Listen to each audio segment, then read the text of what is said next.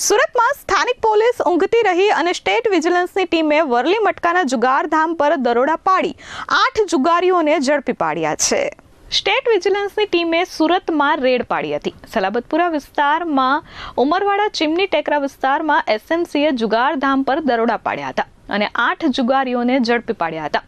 સ્થાનિક પોલીસના નાક નીચે ચાલતા વરલી મટકાના ગોરખ ધંધા પર સ્ટેટ વિજિલન્સની ટીમે રેડ પાડી 8 લોકોની અટકાયત કરી છે। પોલીસે 1,28,000થી વધુનો મુદ્દામાલ જપ્ત કર્યો છે। 69,000થી વધુની રોકડ અને 7 મોબાઈલ સાથે 8 આરોપીઓ ઝડપાયા છે। સલાબતપુરા વિસ્તારમાં ખુલ્લેઆમ ચાલતા વરલી મટકા જુગારનો પર્દાફાશ કરવામાં આવ્યો છે। વરલી મટકાના રાઇટર અને કેશિયર સહિત 8 લોકોને સ્ટેટ વિજિલન્સે ઝડપી પાડ્યા છે। મુખ્ય સૂત્રધાર હારૂન શેખ ફરાર છે। અત્રે ઉલ્લેખનીય છે કે ગોલ્ડન હોસ્પિટલ પાછળ ખુલ્લી જગ્યામાં આ જુગારધામ ચલાવવામાં આવતો હતો। Bureau report S24 news Surat.